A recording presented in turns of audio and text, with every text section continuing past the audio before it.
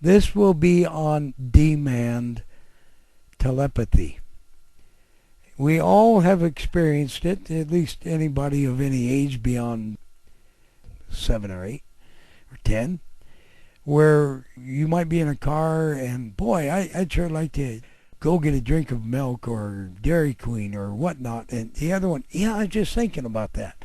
It is mind transfers of one thought to another. We've all, in some way, shape, or form, have experienced it to a minor degree.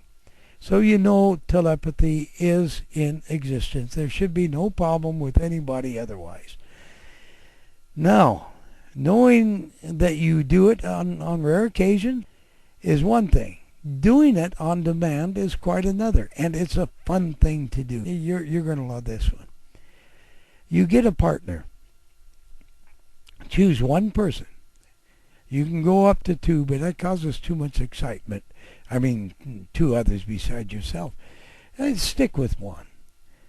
And go to an area that's really clear, like a wall that's got nothing on it.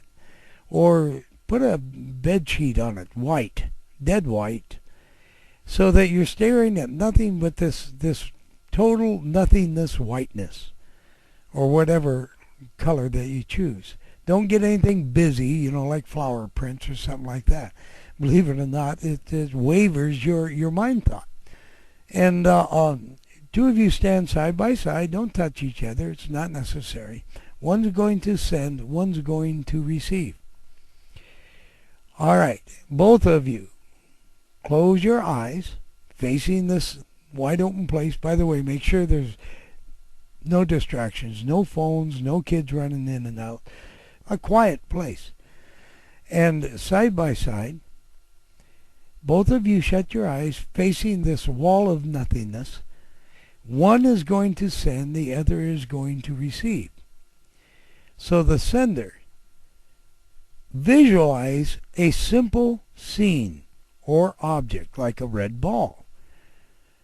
But very simple. Don't make anything complicated. You're just starting out on this. A ball. All right, let's just say a ball. Any color you want, but make it very vivid in your first. You start with imagination, then image it until you can almost taste that ball, feel that ball, smell that ball, turning in your hand. If you were turning in your hand, all 5 senses go to work at this. See, make it that real. Then project that real made thought ball onto the wall. Just think it like it's at the wall. And then said, I'm ready. And the one next to it is clearing their mind. They're to receive. Your I'm ready means that it's there. The object that you're to see is there. They, in turn, are to audibly tell you what they see. They might see an object. Well, what do you mean an object? Just a round object. They might not even see color, but they got the round right. Or they say, well, I see something red. You sent a red ball. They got the color, but they haven't got the whole thing right. That's still a good point. You're on the right track. Well, you can say, all right, you see red. Is there anything particular about that red? Keep your ball in mind. And they close their eyes and, well, yeah, it's round. I think it's a ball. Good, you're right on. Now trade places. Not physically, but now he or she will be the sender and you the receiver. You do that again. It is just about 99.99% sure that the first thing that the receiver gets in their mind is right on the money. Don't hesitate saying what you see the first time. Otherwise, you'll start making a little imaginary tricks in your own brain. If all you see is color, give it. If all you see is round, give it. Whatever. Now, me, when I do this, I make it a 3-peaked mountain with snow caps. And the people always get it. I see, I don't know, a mountain, a hill or something. Well, good. Can you tell the difference? I put it back in my mind. Well, it looks like a mountain. Great. All right, they got a mountain, not 3-peak mountain, but a mountain. And I say anything about the mountain. You focus real hard on the fact, 3 peaks, 3 peaks, 3 peaks, seeing it, thinking it. Well, yeah, it's got 3 peaks on it. Anything about the 3 peaks, you're snow covered. Right on the money. You got it. Then trade. Don't give each other the same thing. But again, make it very, very, very easy. I taught this one, and he tried to send to me, and I turned and looked at him. I said, I told you to make it easy. He had a guy pedaling like crazy on a bicycle. I told him, now, this next one, you make it easy. A stationary, simple object, a triangle, a ball, a dog house, and not a fancy one, whatever, but make it easy. Oh, okay. So that was the way of it. Now, you can do this to each other 2 times in a row, and you'll be right 2 times in a row.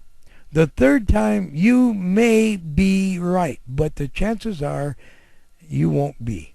You will be too far off. Close, but not close enough. So stop doing it. You're done for the day, for that 24-hour period. Now put it off. Don't get together again to do this at all for 5 days. 6 or 7's fine, but don't make it too long afterwards. Then get back and do the same thing again. You will once again, the first 2 for each of you will work like a charm. The 3rd time may not. Stop again for 5 days. Get back again. Try it again. This time the 3rd one will be true, and the 4th one is, 1, 2, and 3 will be true.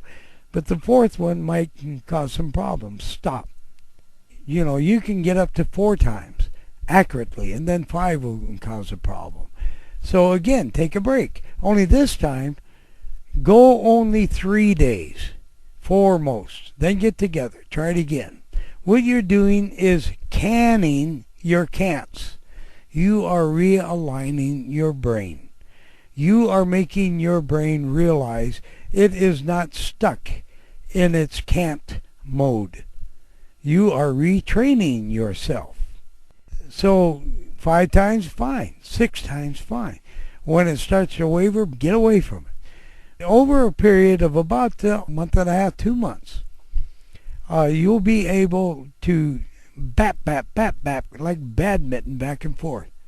Now, when you got that down right, now you can find a place that you're both familiar with, that you both visited, that you both are comfortable with. Maybe a backyard at somebody's house or a park or whatnot. Now, go home separate and arrange a meeting by mind at a certain time on a certain day each week, say Wednesday night at 7 o'clock. What you do is both of you, like say you're ready and you want your talking partner to pick up the mental phone, send your face or send a thought. Hey, Jill, are you ready? Or something like that. Jar them into memory. They should do it to you too. Both of you, simply, wherever you're at, visualize the place that you have agreed to meet. Now see you going into that place. Visualize you there. See an image of you going there. Then see an image of your talking partner coming in. And then sit down and talk. Just have a normal conversation, period.